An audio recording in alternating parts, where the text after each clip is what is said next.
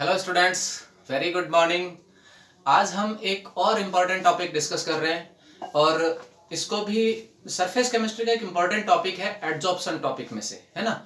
और वैसे तो ये एक ग्राफ है जिसके बारे में आज हम डिस्कस करेंगे, बट मैंने आपको कहा था कि 15 डेरिवेशन जो हमारे कोर्स के हैं फिजिकल केमिस्ट्री के, सॉलिड स्टेट से लगा करके सरफेस केमिस्ट्री तक, उसमें ये ग्राफ होते हुए भी मैं इसको डेरिवेशन में काउंट कर रहा हूं, है ना। तो हमारे कोर्स का 15वां डेरिवेशन मान ले इसको, हालांकि है एक ग्राफ ही, है ना। एक लाइन में आपको बोर्ड पर दिख रहा है छोटा सा, बट चीज बहुत अच्छी है और कुछ चीजें आपको हो सकता है कोई बात किताब के अलावा भी मिले, इसलिए वीडियो को ध्यान से देखें। हाँ, स्टार्ट करें उससे पहले अगर आपने इस चैनल को सब्सक्राइब नहीं किया तो कर लें और वीडियो को लाइक शेयर कर दें। निश्चित रूप से आपको एक अच्छी चीज सीखने को मिलेगी। देखो, एडजॉर्प्शन का मतलब क्या होता है बेटा। पहली बात, हम टॉपिक है एडजॉर्प्शन आइसोथर्म, इस पे बाद में आएंगे। एडजॉर्प्शन का मतलब क्या हुआ। एडजॉर्प्शन का मतलब होता है किसी एक कंपाउंड का किसी दूसरे कंपाउंड की सरफेस के अंदर आ जाना, है ना। सरफेस पे इकट्ठा होना, और इकट्ठा होना अलग चीज है, उससे सरफेस के जो पार्टिकल है उनके बीच में आ जाना, है ना। वो होता है हमारा एडजॉर्प्शन। मतलब जिसको हिंदी में अपन बोले अधिशोषण। देखिए, उसके बल्क तक चले जाना। जैसे मान लो ये कोई कंपाउंड है, इसकी सरफेस पर आकर के इसके कणों के अंदर की साइड में आ जाना, ये तो है एडजॉर्प्शन, है ना, एडी, एडजॉर्प्शन। और उसके बल्क तक आ जाता है कोई, वो होता है एब्जॉर्प्शन। अब अवशोषण हिंदी में बोलते हैं उसको, एबी, है ना। तो अभी हम बात कर रहे हैं, वो यहां की बात कर रहे हैं, सरफेस का। चैप्टर का नाम ही सरफेस केमिस्ट्री है, तो वो तो सरफेस पे ही बात करेगा। तो बेटा ध्यान रखो, यहां पर जनरली हमें ये मानना है कि जो हमारा ये कंपाउंड है जिसकी सरफेस पर कोई काम हो रहा है, एडजॉर्बेंट जो है वो है हमारा कोई सॉलिड, है ना, ठोस है। और जो एडजॉर्बेट आ रहा है, जो कंपाउंड इसकी सरफेस पर आ रहा है, वो है कोई गैस। यानी ये तो हम लेते हैं सॉलिड और ये जो पार्टिकल आ रहे हैं वो है गैस, ये मान ले। अब ध्यान रखिए, ये इसमें वैसे तो दो टाइप होती है, फिजिकल और केमिकल। मोस्टली हम जो डिस्कस करते हैं वो फिजिकल एडजॉर्प्शन बात करते हैं, जिसमें कि इनके बीच में कोई बॉन्ड नहीं बनता है, कोई रिएक्शन नहीं होती है, बस ये इसकी सरफेस पर आकर के इनके कणों के बीच में फंस जाते हैं और रहते हैं इस प्रकार से, है ना। तो अब ध्यान रखो, ये पहली बात ध्यान रखो, आइसोथर्म का मतलब अब उसके टेम्परेचर के साथ क्या चेंज होता है। टेम्परेचर के साथ में नाम आ रहा है ना, आइसोथर्म, समतापी, ताप समान रखते हैं। तो ध्यान रखिए, अगर हम किसी एक टेम्परेचर को इंक्रीज करना चाहें, किसी एक टेम्परेचर पर मान लीजिए उसका एडजॉर्प्शन कोई एक फिक्स वैल्यू होती होगी, तो उसमें जैसे जैसे अपना टेम्परेचर आता है वो एडजॉर्प्शन के साथ में क्या होता है। तो ध्यान रखिए, एडजॉर्प्शन को यहां पर एक्स मॉल है वो इसके एम में आ रहे हैं, है ना। ये एडजॉर्प्शन को एक्स मॉल मान रहा है, वो टोटल जितना मोल्स है उसमें से एक्स मॉल उसकी सरफेस पर आकर के एडजॉर्ब हो गए, इसलिए इसको हम एक्स बाई एम लिख रहे हैं। तो ये क्या होता है, टेम्परेचर के इनवर्सली प्रोपोर्शनल होता है, ये ध्यान रखिए बेटा।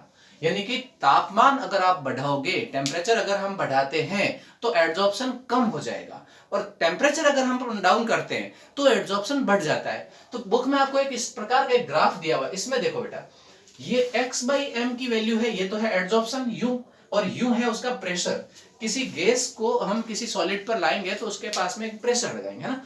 तो अगर हम प्रेशर इंक्रीज करते हैं तो एडजॉर्प्शन इंक्रीज होता है, यानी P के तो जाता है ये डायरेक्टली प्रोपोर्शनल, और टेम्परेचर के जाता है इनवर्सली प्रोपोर्शनल। तो इस ग्राफ में आपको ये देखना है, देखो इसको आप पीछे की तरफ लेकर के देखो, 273 पर आपका एडजॉर्प्शन कितना हो रहा था, यहां पर 244, यानी इसका टेम्परेचर आपने क्या किया, डाउन किया, 73 से 44 किया, तब देखो एडजॉर्प्शन बढ़ा। और 195 किया तो क्या हुआ, और बढ़ा। इसका मतलब क्या हो रहा है कि अलग अलग टेम्परेचर पर अगर हम यहां, हालांकि ये बात प्रेशर की कर रहा है, मैं प्रेशर पे भी आऊंगा, अलग अलग टेम्परेचर पर हम देखें तो ज्यादा टेम्परेचर होगा तो एडजॉर्प्शन कम हो रहा है, और अगर टेम्परेचर कम करेंगे तो एडजॉर्प्शन बढ़ जाएगा। यानी ये एक्चुअल में क्या करना था इसको, ये अपर प्रेशर के पैरेलल अगर इसको कंपैरिजन करना था तो इसको अलग अलग 3 ग्राफ देने थे, वो एक ही ग्राफ में 3 ग्राफ मिक्स किए हैं बुक में, है ना। तो आप इसको यूं मान लें। हम अब अपने एक ग्राफ के बारे में बात करें कि टेम्परेचर हमने कांस्टेंट कर दिया, आइसोथर्म का मतलब क्या है, कांस्टेंट कर दिया टेम्परेचर को। अब उसके बाद में हम एक तरफ प्रेशर बढ़ाते हैं तो दूसरी तरफ हमारा एडजॉर्प्शन कितना बढ़ेगा, तो वो ग्राफ यूं बढ़ता है ना, इंक्रीजिंग ग्राफ होता है। लेकिन आप देखो ये ग्राफ थोड़े थोड़े जाकर के आगे वापस मुड़ रहे हैं और ये एक फ्लैट होने की कोशिश कर रहे हैं। इसके बारे में हम आगे डिस्कस करेंगे। एक फ्रेंडलिक नाम के एक साइंटिस्ट हुए थे, और उस फ्रेंडलिक ने क्या समझाया था वो देखो। फ्रेंडलिक आइसोथर्म यानी टेम्परेचर को कांस्टेंट कर दिया। अब हम पर्टिकुलर एक ग्राफ की बात कर रहे हैं, इस ग्राफ में, है ना। अब यहां पर क्या होता है कि ये x बाई एम मोल तो जो एडजॉर्प्शन है उसके लिए काम आ रहा है, और आप कह रहे हैं कि प्रेशर जितना बढ़ेगा उसके डायरेक्टली प्रोपोर्शनल ये जाता है, और एक फैक्टर आता है P की पावर 1/n, और n की वैल्यू जो है वो आपकी 0 से 1 के बीच में होनी चाहिए, मोस्टली 0.1 से 0.5 के बीच में इसकी वैल्यू होती है। ये एक फैक्टर है, जनरली आप इसको प्रेशर मान के चले। तो प्रेशर को आप जैसे x/m इज डायरेक्टली प्रोपोर्शनल का सिंबल भी प्रोपोर्शनल हटाएंगे तो k.p और p की पावर 1/n आपने लगा दिया। अब दोनों तरफ अगर आप log लेते हैं तो log की वैल्यू क्या आ गई, log x/m is equal to log, यहां पर k और डॉट है तो वो प्लस में हो जाता है, log की वैल्यू आपको पता है मल्टीप्लाई प्लस में चेंज हो जाता है और माइनस होता है तो डिवाइड हो जाता है।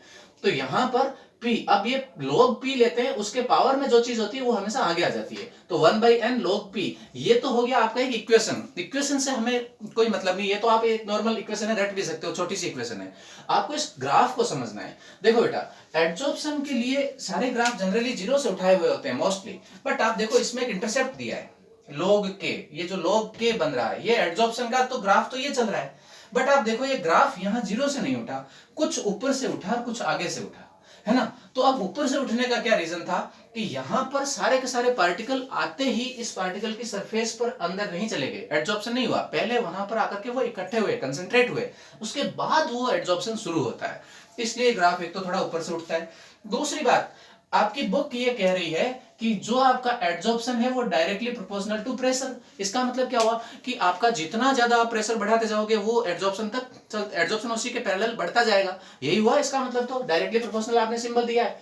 तो यहां ध्यान रखिए, बुक में आपका ये इतना ही ग्राफ दिया हुआ था, मैंने ये डॉट डॉट लाइन करके आगे इसको फ्लैट करके सीधा चलाया। देखो ये, इसका क्या कारण है, इसका एक बहुत इंपॉर्टेंट रोल होता है।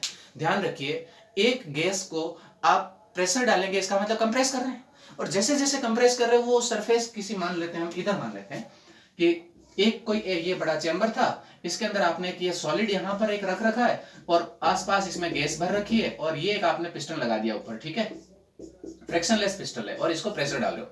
अब आप जैसे जैसे प्रेशर डाल रहे हो तो ये गैस क्या हो रही है, गैस लिक्विड में आ रही है और इसकी सरफेस पर आपका एडजॉर्प्शन बढ़ा रही है। भाई गैस है तो वो दूर दूर रहेंगे उसके पार्टिकल्स, जैसे ही प्रेशर लगेगा तो वो लिक्विड में कन्वर्ट होगी, या प्रेशर पूरा पूरा इस गैस पर फील होगा तो गैस वापस आगे कहां जाएगी, जगह तो है नहीं, तो फिर सॉलिड के सरफेस पर वो एडजॉर्ब होगी, है ना, सरफेस पे ही आएगी। अगर वो लिक्विड होता तब तो मान लेते हैं वो एब्जॉर्ब हो जाता, बट ये तो गैस थी तो वो सरफेस पे ही रही, एब्जॉर्ब हुई। अब उसके बाद में आप प्रेशर बढ़ाओ, तो एक कंडीशन तक तो आपका प्रेशर गैस पे लग रहा था, बाद में मान लेते हैं गैस लिक्विड में कन्वर्ट हो गई, है ना। तो ये इसमें भी एक सैचुरेशन कंडीशन आ गई, संतृप्त अवस्था आ गई, जितनी जगह थी वो पूरी की पूरी एब्जॉर्ब हो गई, कंप्लीट हो गई। उसके बाद भी आप प्रेशर लगाओगे तो क्या एब्जॉर्प्शन कंटिन्यू चलता ही रहेगा, नहीं चल सकता, क्योंकि जितना आपकी स्पेस था वो स्पेस तो आपने पूरा कवर कर लिया, उसके बाद में भी आप प्रेशर लगा रहे हो तो फिर वो प्रेशर इस पे अप्लाई नहीं होगा। ऐसी कंडीशन में मैंने ये ग्राफ को देखो फ्लैट कर दिया, आपका प्रेशर चाहे कितना ही बढ़ाओ, अब आपका एब्जॉर्प्शन नहीं बढ़ रहा, वो फ्लैट हो गया, मतलब फ्री फ्रॉम प्रेशर। एक वर्ड याद रखें, फ्री फ्रॉम प्रेशर, दाब से मुक्त हो जाता है। अधिशोषण एक निश्चित अवस्था तक तो बढ़ता है, उसके बाद में दाब से मुक्त हो जाता है ना। तो एब्जॉर्प्शन जो है प्रेशर के डायरेक्टली प्रोपोर्शनल होता है, लेकिन एक लिमिट तक होता है, after limit it will be free from pressure, ठीक है, ये ध्यान रखना है आपको। और इस ग्राफ को आप बुक में बनाते हो, एनसीईआरटी की बुक में यहीं तक दिया, आप इसको इस टाइप से बना करके ये जो कंडीशन है ना डॉट डॉट, यहां पे आप लिख सकते हैं एडजॉर्प्शन विल